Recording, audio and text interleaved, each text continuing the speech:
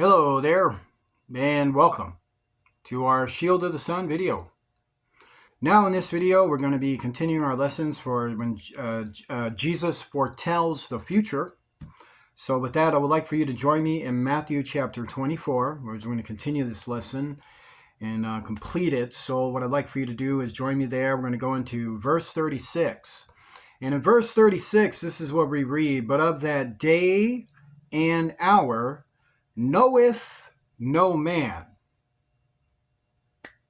So what is that day referring to? The final day. "No, not the angels of heaven, but my Father only." So it's interesting because we were, no. Once again, Son of Man setting an example. So what is he really telling them? Let's think clearer. I know when it happens, but I ain't telling you. And the reason why I'm not telling you is because I don't want you to know, and I don't want the angels to know. I don't want anyone to know. I get to know. So I'm telling you, I'm not telling you. I'm not going to tell you when the final day happens. I'm going to tell you that a lot of you will die before you even see it. In fact, all of you here will die before it even happens. Hopefully, if you choose right, a lot of you will be in heaven, watching it from heaven. And there won't be that many people on earth when that happens. And a whole lot of things will happen to this planet. The system, the buildings, your governments, all gone. This apocalyptic state, all kinds of crazy stuff happen. You got coexistence with your worst enemy going on. Your world is completely given over and changed. Every day, the world smells like sulfuric acid. Does your world smell like sulfuric acid? No. Well, one day it will. And when that happens, then you can maybe have that conversation. You'll still won't know the day, even when it does start happening. But I do, and I'm not telling you. That's how that's going to roll. But Lord, how come you don't want to tell us? Well, because you'll just be paying attention to a day. Or you'll just have crazy ideas. And then the generations in the future, they even get crazier with their ideas. So I figured if just don't tell them nothing. And let them think what they want. Because that's why they all ended up down here anyway, because they were thinking what they wanted in heaven. So the contestant had to come down here to determine if I'm right or if their opinions are right. And since this is the fight, it's best that you just don't know what day it is or what hour it is. It's best that only I know, and I don't tell you nothing about it. Well, I will tell you some things about it, but I'm not telling you anything about when exactly it's going to happen. I'm just going to reserve that for myself. "But as the days of Noah were, so shall also the coming of the Son of Man be." See, I am telling you some things. I'm giving you the signs of things. So to understand the days of Noah, so let's go back to Genesis 6.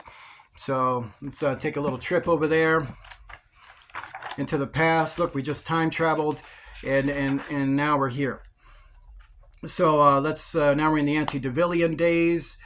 And it came to pass when men began to multiply on the face of the earth, and daughters were born unto them. So we had a worldwide vast population, men, women, all kinds of nations.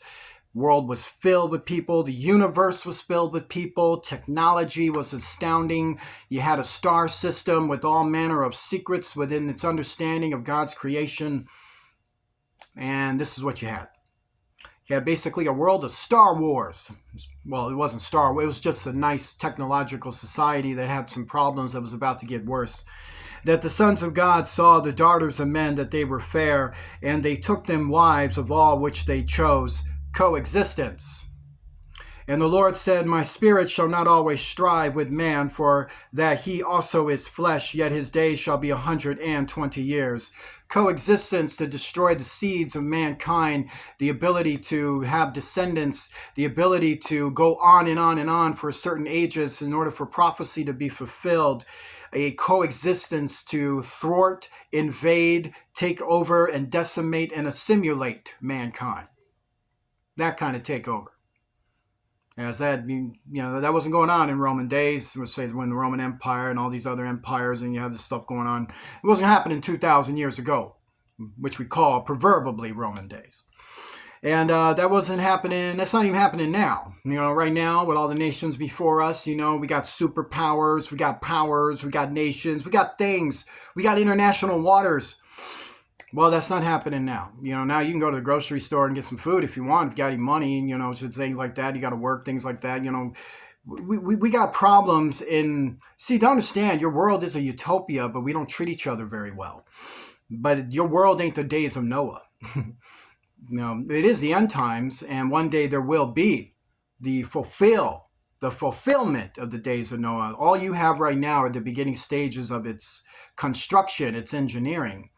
But as for the manifestation of his days, that hasn't happened yet. But don't worry. but to understand it, it will one day. That's what Jesus is saying. Jesus is saying it will one day, and when it does, this is what it's going to be. So why tell you about the days of Noah? So you go back to Genesis 6 and read it. So because at first we're just gonna be sitting back like the days of Noah. Yes. Well, me being man, I'm just gonna try to figure that out. Okay, I got my assumptions. Here it is. No, I said, why don't you go back and read Genesis 6? That's the days of Noah. So he says the future world and the signs of that future world. To understand, when you see this world, the days of Noah, then you truly can understand that this final day is really, really near. But still, you won't know the exact day. A bunch of other stuff will happen first. But before you even want to really have this conversation, the days of Noah return. Okay, so what's that about? Read Genesis 6. Oh, okay. So there were giants in the earth in those days, and also after that, when the sons of God came in unto the daughters of men, and they bare children to them. The same became mighty men which were of old, men of renown. So now we got another race. We got the giants, we got the demons, the seeds of the fallen angels. They're having kids. And mankind has been fusionated so they can have some worm eggy kids too. And so here it is. So we got an entire civilization that's been rearranged to beastly forms, and they become beast rather than human, meaning physiological wise, not proverbial wise. So to understand, and God saw that the wickedness of man was great in the earth, and that every imagination of the thoughts of his heart was only evil continually. Well, you got any other good ideas? Nah, unless I ask Satan. Did you just call him Satan? You're not supposed to. Oh God, I'm gonna get executed. Yeah, I gotta talk to my God. What about the goddess? I gotta talk to her too. I'm gonna move next week. Isn't that interesting? So yes, wickedness is to say that they were antichrist to the max. They all were antichrist. They all had this assimilation into this fallen angel regimes, and they became like them.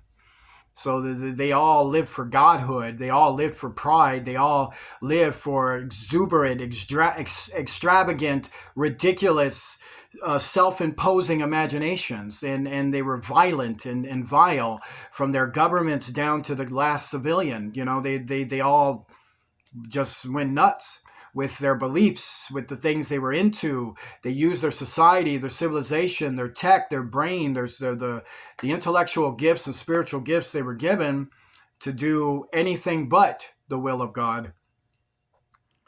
And so continually, they got, to continually is also to say they progressively got worse. Like they did this stuff, and then but you still had this, and then you were losing all of these things in society in terms of peace, safety, security, and things of this nature, and technology and uses and materials and such. The ability to have life was being diminished until it was left in a dark, hellish state, and the earth had to be destroyed. And it repented the Lord that he had made man on the earth, and it grieved him at his heart. So what does it mean? I totally made a mistake. No, it means I was heartbroken. I was heartbroken. My heart was broken. My heart got broke at what you did. So I had to get over it and destroy you for it. And the Lord said, I will destroy man whom I have created from the face of the earth, both man and beast, and the creeping thing, and the fowls of the air, for repented me that I have made them. You know, the story of the flood is one of those stories, like if you're in heaven and you're talking to God and you're having a one-on-one deal, don't bring up the flood.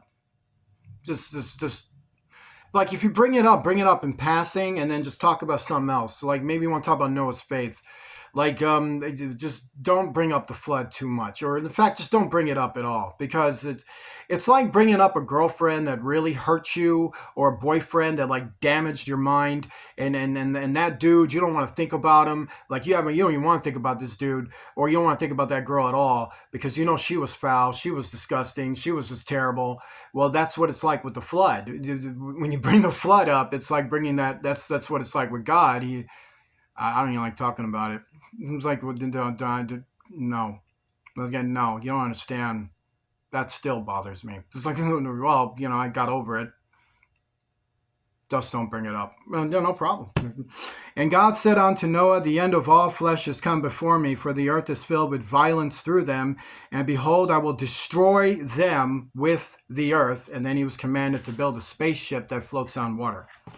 So after that, so then we read other things too, because Jesus also fulfills the understanding, which also includes to this fact, for as in the days that were before the flood, and it's not like an adage, it's really just giving you this understanding that, well, also this happened too in the days before the flood, and it will happen also in the future. They were eating and drinking, marrying and giving in marriage, until the day that Noah entered into the ark, and knew not until the flood came and took them all away. So shall also the coming of the Son of Man be.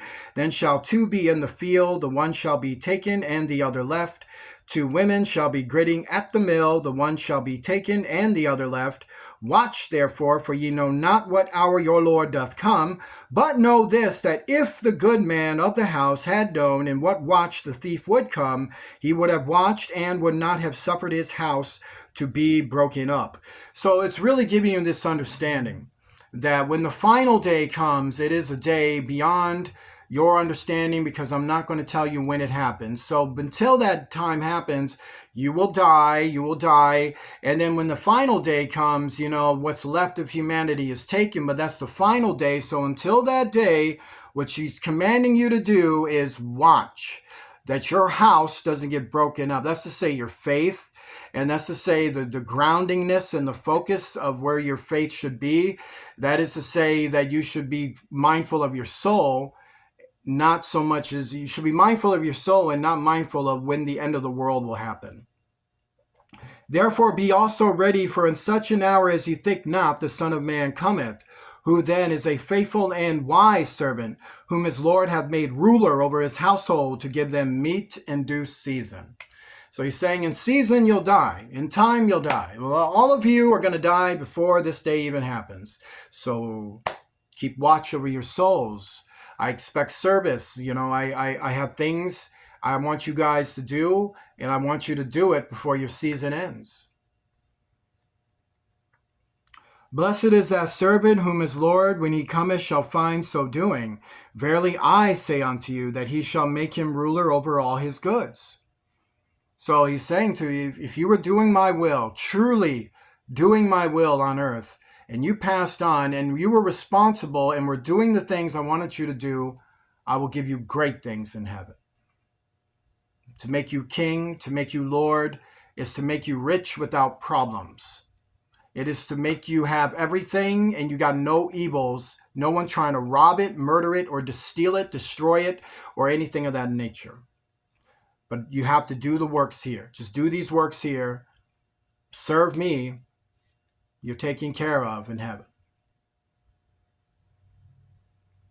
But, and if that evil servant shall say in his heart, my Lord delayeth his coming, and shall begin to smite his fellow servants, and to eat and drink with the drunken, the Lord of that servant shall come in a day when he looketh not for him, and in an hour that he is not aware of. Meaning you won't see this coming when you die. And shall cut him asunder, and appoint him his portion with the hypocrites. That's how God sees people go to hell. So no, they're actually hypocrites. They could have said sorry. They're just not sorry. They're just sorry they got caught. There shall be weeping and gnashing of teeth. Affirming what I'm saying. Join me in a prayer.